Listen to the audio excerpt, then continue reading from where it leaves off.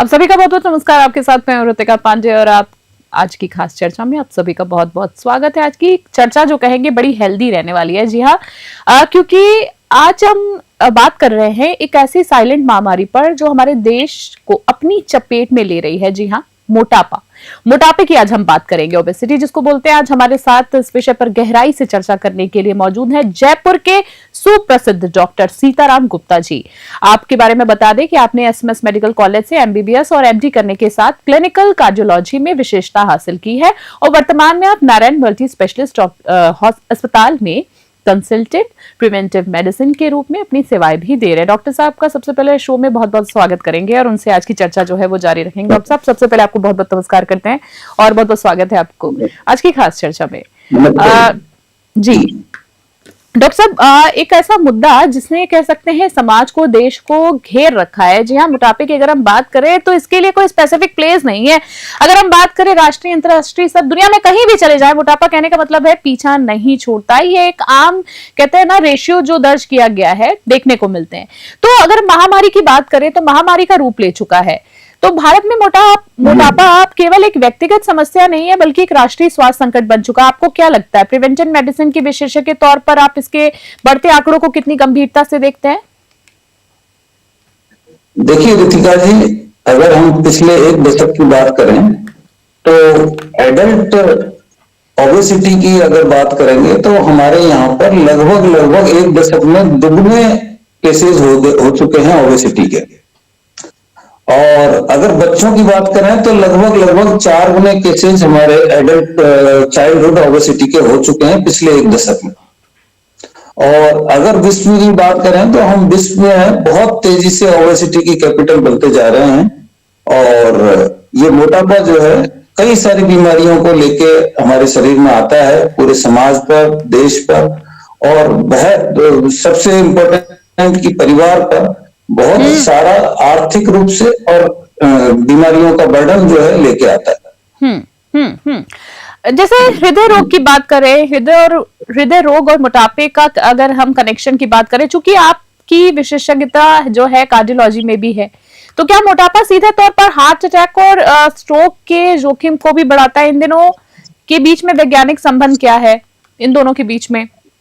देखिए, जब भी मोटापा बढ़ेगा, हृदय रोग से संबंधित जितने भी बीमारियां हैं वो सारी बढ़ेंगी। जैसे कि हाइपरटेंशन, ब्लड प्रेशर बढ़ेगा, डायबिटीज बढ़ेगी, हार्ट अटैक बढ़ेंगे, और इसके अलावा अपन को ब्रेन में होने वाले जो स्ट्रोक्स हैं, जैसे कि अपन का लकवा आ जाना, इस तरह की जो वैस्कुलर डिजीजेज हैं वो सारी की सारी मोटापे से संबंधित है। और सबसे इम्पोर्टेंट है इनमें जो जिनकी वजह से हमारे जो युवाओं की जान जोखिम में आ रखी है वो है हृदय रोग।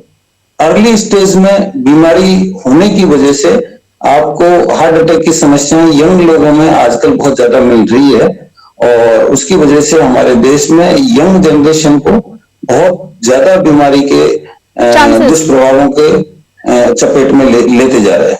राइट, बिल्कुल सही कहा डॉक्टर साहब आपने, क्योंकि जैसे हमने बोला कि शुरू में ही मैंने बोला कि रेशियो जो है वो बढ़ता जा रहा है कहीं ना कहीं। अगर आंकड़ों की बात करें, मेटाबॉलिक सिंड्रोम, अक्सर लोग सोचते हैं कि वजन बढ़ना सिर्फ लुक्स की बात होती है, लेकिन क्या मोटापा टाइप 2 जो है, डायबिटीज और फैटी लीवर जैसी गंभीर बीमारियों की रूट्स यानी जड़ कॉज भी है? जी बिल्कुल।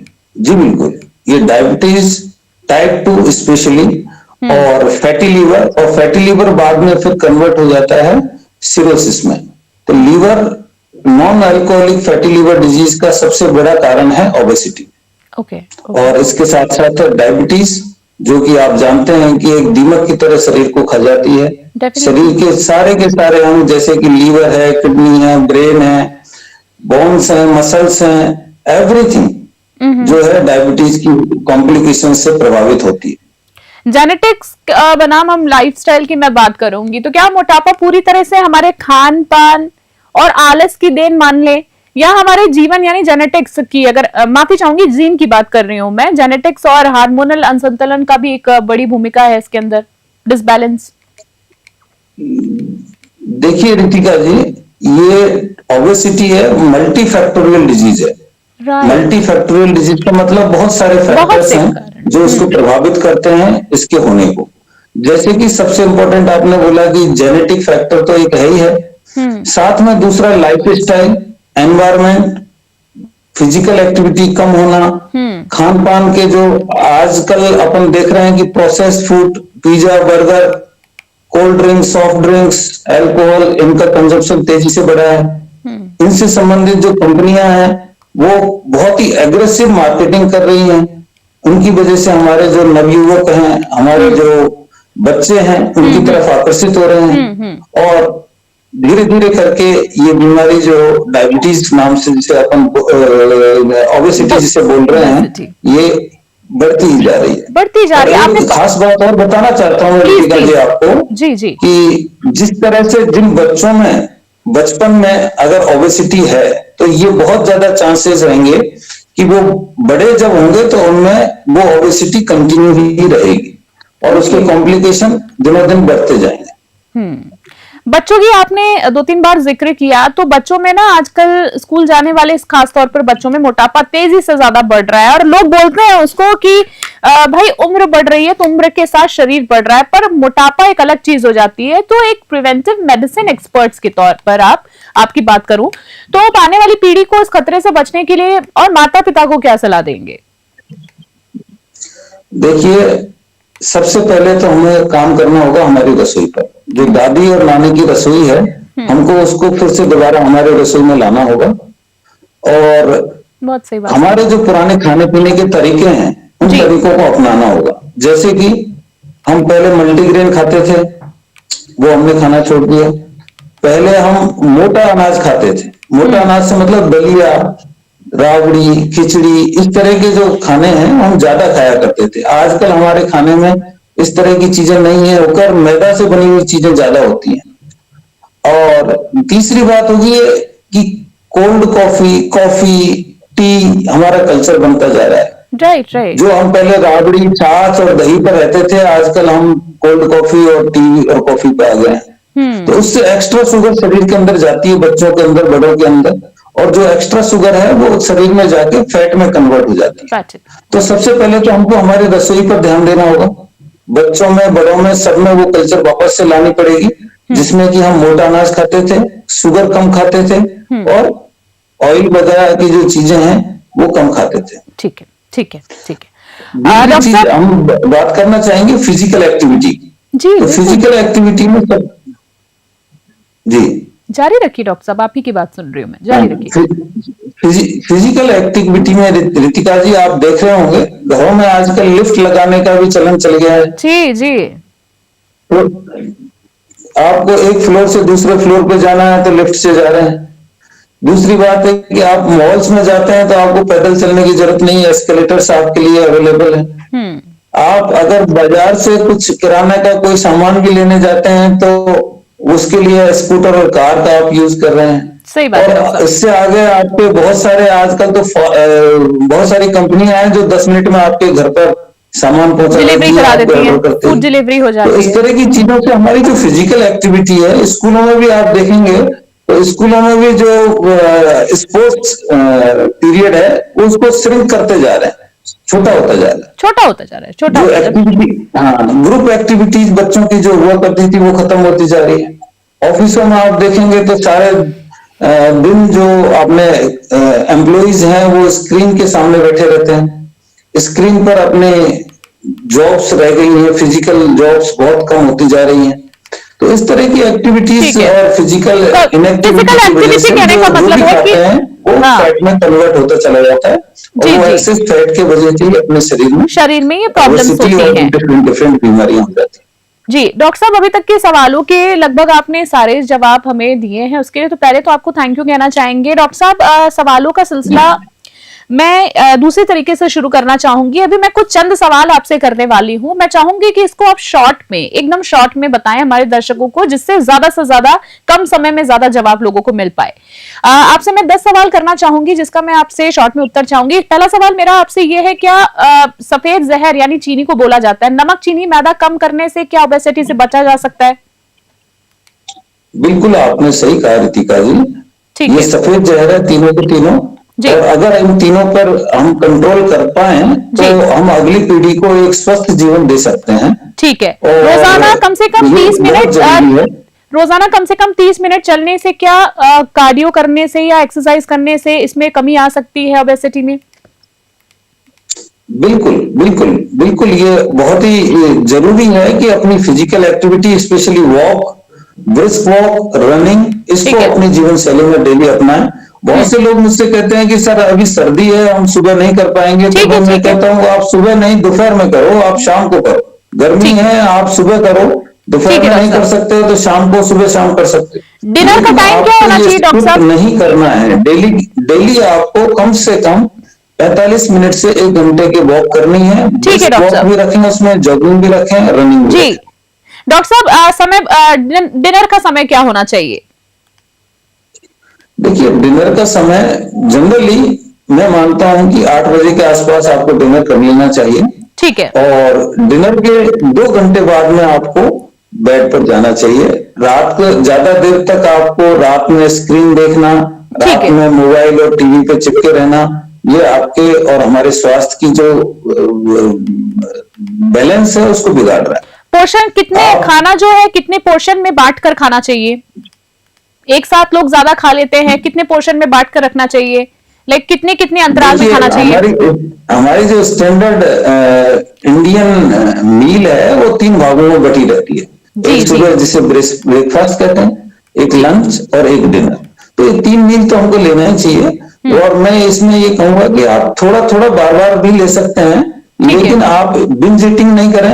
एकदम से ज्यादा खाना एक साथ तुरंत खाना, जैसे आपको ऑफिस जाना है, तुरंत आपने 4 चपाती खाई और फटाफट भाग गए, ऐसे नहीं करना।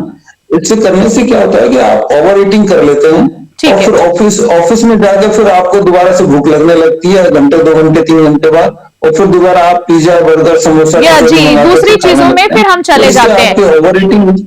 जी जी। पेट की चर्बी, अगर डॉक्टर साहब किसी को वेस्ट साइज, जो साइड में टायर्स जिसको बोलते हैं आजकल, तो वो ज्यादा हो जाते हैं, उसकी वजह से पेट में मोटापा बढ़ रहा है, तो कोई एक्सरसाइज या टिप बताना चाहेंगे शॉर्ट सवालों में? देखिए, मैं सबसे अच्छी एक्सरसाइज मानता हूँ वॉकिंग को। आप अगर जी पैदल चल रहे हैं, डेली चल रहे हैं, और साथ में बीच बीच में जॉगिंग कर रहे हैं, रनिंग कर रहे हैं, तो उससे बढ़िया कोई एक्सरसाइज नहीं है। इसमें किसी को ट्रेनिंग की भी जरूरत नहीं है। आपको कोई स्पेशल ना ट्रेनिंग की जरूरत है, ना ही स्पेशल कोई कोच की जरूरत है। आप डेली अपनी रूटीन एक्सरसाइज को आप वॉक के रूप में चालू रखें। साथ में अगर किसी को योगा करना आता है, अच्छे जी ट्रेनर आपके साथ में है, तो आप योगा स्ट्रेचिंग भी कर सकते हैं। जी जी। लेकिन वॉक और कार्डियो एक्सरसाइज जो है डेफिनेटली आपको ये कंटिन्यू ओबेसिटी करते को ही बचा रहे। सकती है। डॉक्टर साहब, नींद और पानी कितना जरूरी, नींद कितने घंटे की ले, और पानी आखिरी 2 सवालों में शॉर्ट में मैं जानना चाहूंगी। देखिए, नींद कम से कम 7 से 8 घंटे की अपन को लेनी चाहिए। और बच्चों में हो सकता है थोड़ी ज्यादा भी लेते हैं, लेकिन कम से कम 7 घंटे की नींद तो हर एडल्ट व्यक्ति को लेनी चाहिए। पर्याप्त। और नींद का समय भी हमें फिक्स रखना चाहिए। अगर रोजाना हम 11 बजे सो रहे हैं तो डेली 11 बजे ही सोएं। ऐसा जी नहीं कि किसी दिन हम मूवी देखने लग गए, किसी दिन हमने स्क्रीन पे कुछ फेसबुक पे कुछ चला लिया, वो देख रहे हैं, या किसी और वजह से हम 11 बजे की जगह 2 बजे सो रहे हैं, तो वो आपका जो स्लीप साइकिल है वो बिगड़ जाता है। ठीक है। और उसकी वजह से फिर आपको दूसरे दिन जो है आपको स्ट्रेस रहता है, और आप ज्यादा ईटिंग करते हैं, ओवर ज्यादा ईटिंग करते ईटिंग करते हैं। हैं। उससे बचने के लिए आपका स्लीप टाइम डेली रेगुलर रखें, जी टाइम पे सोएं, टाइम पे जी जगें। एक्सरसाइज का अपना बहुत ज्यादा महत्व है। जी जी जी जी जी। एक्सरसाइज और आपने इसका दोनों बताया कि पैटर्न, कहने का मतलब है आपका बिल्कुल सही होना चाहिए। आखिरी सवाल में मैं आपसे बस जानना चाहूंगी कि चेकअप्स के बारे में, कोई ऐसा चेकअप वगैरह है कि कोई एक स्वस्थ इंसान को भी करवाते रहना चाहिए, या किसी को थोड़ा सा मोटापे की शिकायत हो रही है और उसको लग रहा है कि मुझे चेकअप करा लेना चाहिए, तो डॉक्टर साहब कोई ऐसा चेकअप आखिरी सवाल में? देखिए, जैसा कि आज के तारीख में आप देख रही हैं कि बहुत सारे नवयुवकों को हार्ट से संबंधित बीमारियां हो रही हैं। तो उसमें उसको ध्यान में रखते हुए आपको रूटीन में टीएमटी करना चाहिए। और टीएमटी करने से आपको अगर कोई हार्ट की बीमारी है तो उसको अर्ली स्टेज में आप पकड़ सकते हैं। दूसरा, आप अगर चेकअप करना चाहें तो ब्लड प्रेशर का चेकअप, ब्लड शुगर का चेकअप, ये अर्ली स्टेज से आपको स्टार्ट कर देना चाहिए। इंडियन लोगों में डायबिटीज और हाइपरटेंशन और हार्ट की बीमारी दूसरे लोगों से 10 साल पहले ही हो जाने का संभावना रहता है, तो अपन को अर्ली स्टेज में ये सब चीजें स्टार्ट कर देनी जी। चाहिए। तीसरी चीज, अपन अगर और चेकअप की बात करें तो अगर एडवांस एज है, फैमिली हिस्ट्री आपकी है, अगर फैमिली में हार्ट से संबंधित मरीज हैं, पहले से ही आपके माताजी पिताजी किसी को हार्ट की बीमारी है, तो आप कोरोनरी एंजियोग्राफी, जो कि आजकल सीटी स्कैन के द्वारा भी होती है, आप वो करा सकते हैं अगर हाई रिस्क में है तो। ठीक है, ठीक है। डॉक्टर साहब, आखिरी में कोई चलते चलते आखिरी में कोई छोटी सी अगर आपको कोई सलाह देनी हो या कोई ऐसे घरेलू टिप्स देने हैं कि कोई व्यक्ति स्वस्थ है पर आगे किसी तरीके का कोई प्रॉब्लम ना हो, तो कोई घरेलू इलाज, जैसे आपने शुरुआत में शब्द इस्तेमाल किया था नानी दादी की किचन वाला, जो आपने रसोई वाला, तो कोई अगर घरेलू चीजों का भी इस्तेमाल करके अगर हम स्वस्थ रह सकते हैं, कोई आम आदमी, कोई आखिरी टिप बस आज के सवाल में। देखिए रितिका जी, मैं फिर दोबारा वही कहूंगा कि हमारे जो बुजुर्गों ने जिस तरह की हमारी फिजिकल एक्टिविटी, जिस तरह के स्पोर्ट्स, जिस तरह के हमारे खाने पीने का जो शेड्यूल बनाया था वही बेस्ट है जी। आज के आधुनिक युग के हिसाब से अपने आप को मॉडिफाई नहीं करें। पुराने टाइम में जो खाना खाया जाता था वही बेस्ट था, वो मोटा खाना, वो हरी सब्जियां खाना, वो जो आपने सुना होगा कि जो हमारे पुराने रीति रिवाज जो थे, पुरानी पूजा पाठ होती थी, हम देवताओं को भी जो है ऋतुफल चढ़ाया करते थे। जी जी तो जी, इसका जी। मतलब ये था कि आप भी खाओ देवता भी खाएं। जी, तो इसका जी, मतलब है कि अपन को मौसमी फल ऋतुफल जो है वो खाने चाहिए, सब्जियां खानी चाहिए, और जो प्रोसेस फ्रूट से, शुगर से दूर रहना चाहिए। ठीक है, ठीक है। डॉक्टर साहब, आज की चर्चा में आपने लगभग सारी चीजों के, हमारे जो दर्शकों के मन में एक सवाल रहता है मोटापे को लेकर, आपने सभी सलाहें दी हैं। इसमें महिलाएं पुरुष जो बच्चे जो भी देख रहे हैं आपके काम आएगी। पहले तो हम डॉक्टर सीताराम गुप्ता जी का बहुत बहुत धन्यवाद देना चाहेंगे कि सर आपने आज अपना प्रीशियस टाइम हमको दिया। सबसे बड़ी बात है अपने अपने वैल्यूएबल एक्सपीरियंसेस को हमारे दर्शकों के साथ शेयर किया। Thank you so much sir. जल्दी आपसे मुलाकात करेंगे, जल्दी आपसे फिर किसी टॉपिक पे चर्चा करेंगे। बहुत बहुत धन्यवाद आपका। तो डॉक्टर सीताराम गुप्ता जी आज हमारे साथ थे। इन्होंने हमें बताया कि मोटापा सिर्फ बढ़ा हुआ वजन नहीं है बल्कि बीमारियों का न्योता है। जी हाँ, प्रिवेंटिव मेडिसिन यानी बीमारियों से पहले बचाव ही आज के समय की सबसे बड़ी जरूरत है। और घरेलू इलाज भी, जैसे कि उन्होंने बोला था कि दादी नानी की रसोई की जो हमारी स्पाइसेस, हमारे इंडियन स्पाइसेस में बड़ी ताकत है, उसका इस्तेमाल नियमित करिए। जो पुरानी जीवन शैली थी उसको अपनाने पर इन्होंने जोर दिया है। तो उम्मीद है कि हमारे दर्शकों को इनकी सलाह काफी काम आएगी, नई दिशा देगी। तो डॉक्टर साहब का एक बार फिर से हम बहुत बहुत धन्यवाद देना चाहेंगे। काफी अनुभवी डॉक्टर हैं। साथ ही अगली चर्चा में मिलने के लिए देखते रहे न्यूज़ 21। अभी के लिए नमस्कार, जय हिंद, जय भारत।